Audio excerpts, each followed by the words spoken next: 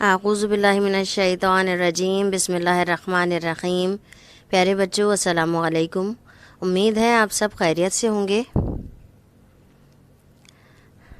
आज हम हिस्सा अक़ाइद में दूसरा सबक पढ़ेंगे जिसका उन्वान है बुढ़िया का चरखा।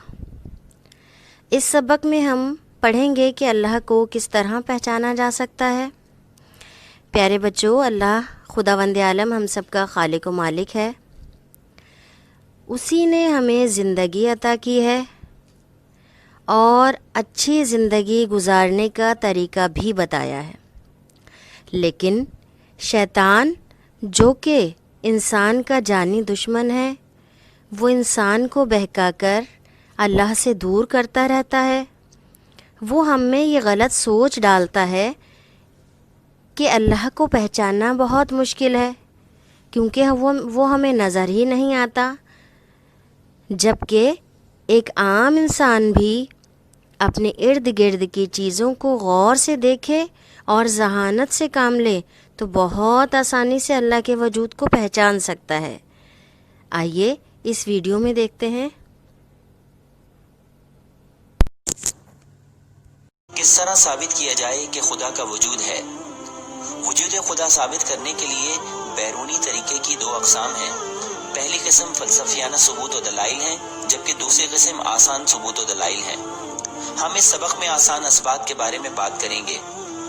जब हम इस कायनात के नज़्म ज़ब्त के बारे में गौर फिक्र करते हैं तो हम पर यह बात आया हो जाती है कि कोई है कि जो इस कायनात का निज़ाम इंतहाई नज़्म ज़ब्त के साथ चला रहा है। मिसाल के तौर पर गौर करें कि किस तरह सूरज के गिर्द सैयारे गर्दिश में हैं और किस तरह ज़मीन सूरज के मदार में ठीक जगह पर मौजूद है। अगर ज़मीन सूरज से थोड़ा भी करीब होती तो ये इंतहाई गर्म होती, तो हम यहाँ ज़िंदगी गुजारने का तसव्वुर भी नहीं कर सकते थे। इसी तरह अगर ज़मीन सूरज से थोड़ा भी दूर होती तो यहाँ बहुत ठंड होती और हमारा इस ज़मीन पर ज़िंदगी गुजारना मुश्किल हो जाता। इसलिए ज़मीन सूरज से मुनासिब तरीन फासले पर मौजूद है कि यहाँ ज़िंदगी गुजारी जा सके। एक और मिसाल, रात का दिन में और दिन का रात में बतदरीज तब्दील होना।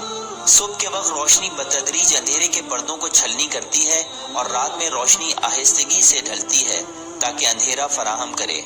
क्या आप ये तसव्वुर कर सकते हैं कि सुबह जब आपकी आंख खुले तो आपको आसमान में स्याही मिले, फिर अचानक ही ये अंधेरा ऐसे ज़ाइल हो जाए कि जैसे दोपहर की धूप हो। ये बतदरीज तब्दीली ज़मीन के अपने दुरुस्त महवर में बिल्कुल सही हिसाब व मुनज़्ज़म अंदाज से चक्कर लगाने की वजह से ही हो सकती है। मजीद ये कि हकीकत ये है कि इस कायनात में तमाम चीज़ें आपस में हम आहंगी के साथ अपनी जिम्मेदारियों को पूरा करने में मसरूफ़ अमल हैं। ये इस बात का सबूत है कि कोई एक मुनफरिद खुदा और मालिक मौजूद है जो अपनी मखलूक को पैदा करता और बरकरार रखता है। मिसाल के तौर पर अगर हम दरख्तों को देखें, दरख्त ज़मीन में अपनी जड़ें फैलाता है और इसी मौके पर ज़मीन भी दरख्त को मतलूबा ग़िज़ाई अज्जा मुहैया करती है और फिर ये दरख्त इंसान को सांस लेने के लिए ऑक्सीजन फराहम करते हैं और हम दरख्तों को सांस लेने के लिए कार्बन डाइऑक्साइड फराहम करते हैं। फिर दरख्त के पत्ते फ़ज़ा से मिट्टी और आलूदगी को साफ करते हैं, जैसे कार्बन मोनोऑक्साइड। दरख्तों से झड़े हुए ये पत्ते ज़मीन के लिए बेहतरीन खाद का काम अंजाम देते हैं। हशरातुल अर्ज़ ज़मीन में हवा की फराहमी को अंजाम देते हैं ताकि दरख्तों और पौधों की जड़ों को बेहतर तौर पर ऑक्सीजन मिल सके और फिर बारिश और पानी ज़मीन में जाकर ग़िज़ाई अज्जा को तहलील करके ऊपर की तरफ भेजती है ताकि दरख्तों के पत्तों को ग़िज़ा पहुँच सके। मतलूबा मुनव्वर व अशआई तवानाई सूरज की किरणों की मदद से पत्तों को मिलती है ताकि वो नशोनुमा पा सकें। जानवर दरख्तों को खाने और ग़िज़ाई अज्जा के तौर पर इस्तेमाल करते हैं और इनके फाजिल मादे ज़मीन में जाकर खाद का काम अंजाम देते हैं ताकि दरख्तों और पौधों की नशोनुमा में मदद मिल सके। फूल शहद की मक्खियों के लिए ज़रगुल यानी फूलों का ज़ीरा और आबे हयात की फराहमी का बायस हैं।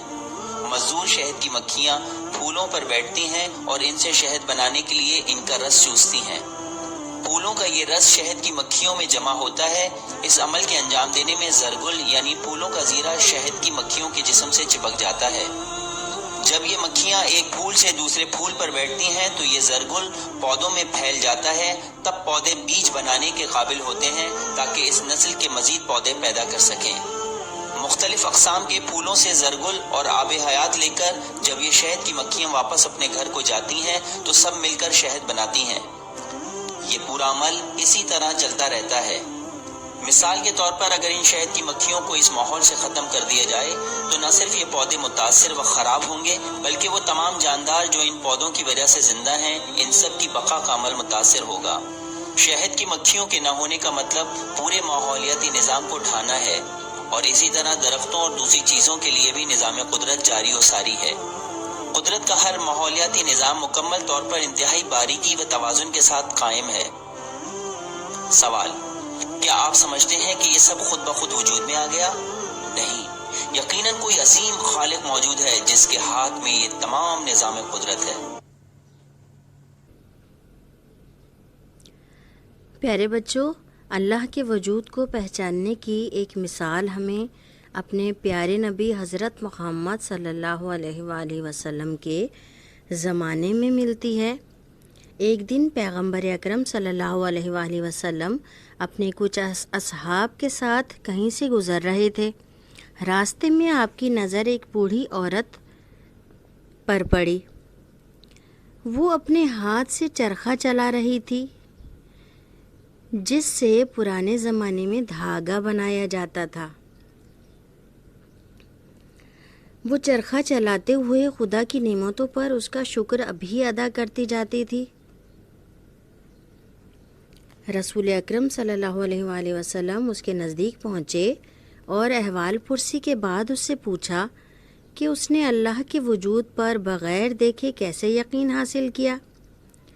یہ سن کر بوڑھی عورت نے چرخے سے اپنا ہاتھ اٹھا لیا اور کچھ دیر سوچنے کے بعد بولی: اے اللہ کے رسول، آپ یہ چرخہ دیکھ رہے ہیں، جب تک میں اسے ہاتھ سے نہ چلاؤں یہ نہیں چلتا۔ جب یہ معمولی سا چرخہ بغیر کسی چلانے والے کے نہیں چل سکتا تو یہ عظیم کائنات بغیر کسی چلانے والے کے مکمل نظم کے ساتھ اتنی اچھی طرح کس طرح چل رہی ہے؟ یقیناً اس کو اللہ تعالیٰ ہی چلا رہا ہے۔ رسول اللہ صلی اللہ علیہ وسلم بوڑھی عورت کا جواب سن کر بہت خوش ہوئے۔ پھر آپ نے اپنے اصحاب سے فرمایا: ذرا دیکھو تو کتنے آسان اور سادہ اور اچھے طریقے سے اس بوڑھی عورت نے اللہ کو پہچانا ہے۔ تم لوگوں کو بھی اللہ پر اسی طرح سے مضبوط ایمان رکھنا چاہیے۔